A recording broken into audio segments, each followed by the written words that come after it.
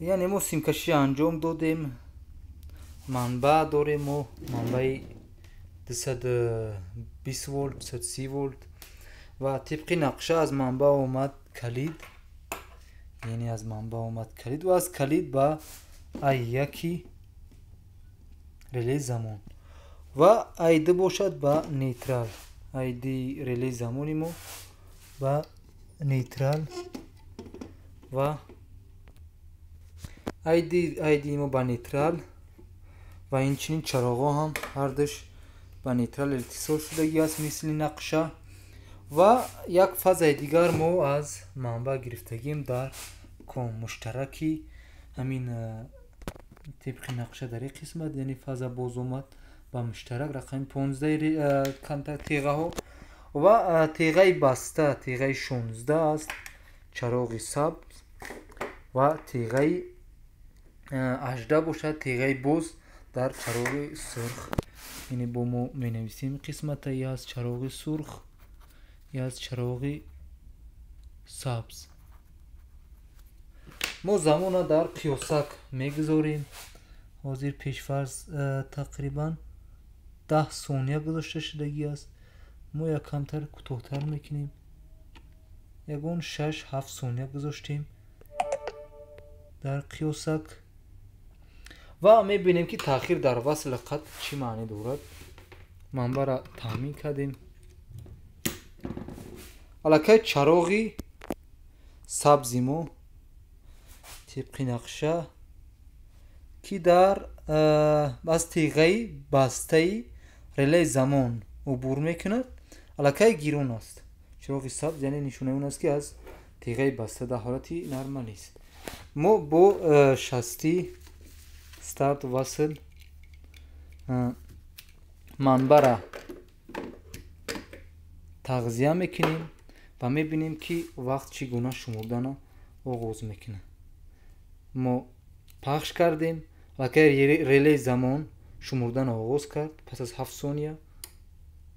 7 ثانیه کانتاکتوش تغییر وضعیت کردن. یعنی تغذیه است. من پخش کردگی هستم. یعنی در وصل ما دیدیم که کانتاکتوی ریلی زمان مثل ریلی عادی پس از تغذیه در حال تغییر وضعیت نمیکنن. زمان حساب میکنن. باری دیگر خاموش است ریلی زمان. این منبع خاموش است. ما منبع را تعیین کردیم. یعنی چراغا که او دل وقت حساب کرده ایستاده است. کانتاکتو تغییر وضعیت نکردگی. نو عین زمان اکنون پس از شمردن وقت کانتاکتو تغییر وضعیت کرد. یعنی مقصد تأخیر وصل گفتیم. وصل گفته یعنی پیوست کردن سیمپیچ ریلی با منبع است. ما وصل کردیم منبع را اما کانتاکتو تغییر وضعیت نکردن چونکه تأخیر وقت وجود داشت در اینجا و ریلی زمان تأخیر وقت شمرد و پس از شمردن با کانتاکتو تغییر وضعیت کردن و چراغای ما فروزان شدن. این از سخم عادی ترینه که در تأخیر وقت با وجود می آید. باید ذکر کنیم که شما وقتی که تأخیر در وصل خط می شود شما وصل خط با کانتاکتو یگان رابطه ندهید.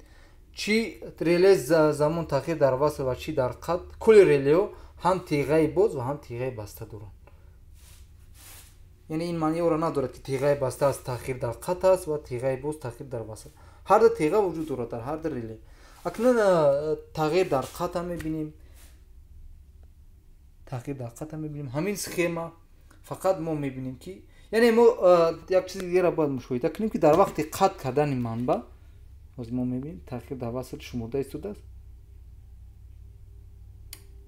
در ریلی تأخیر در وصل در قطع شوی یعنی پس از من اگر دست از تگمه جدا کنم در قطع شوی یگان خیلی تأخیر با وجود نمیاد. در حال مثل ریلی عادی کانتاکتو تغییر وضعیت میکنن. در حال کانتاکتو تغییر وضعیت کردن حالتی اولاده برگشت الکی سبز فروزانه اما در وصل فقط تأخیر با وجود اومد.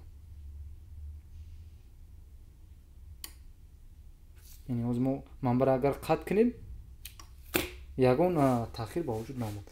ریلی تأخیر در قطع باشد برعکس همین ریلی کار میکند. کاملا برعکس. سیمکشی از ما انجام میدهیم.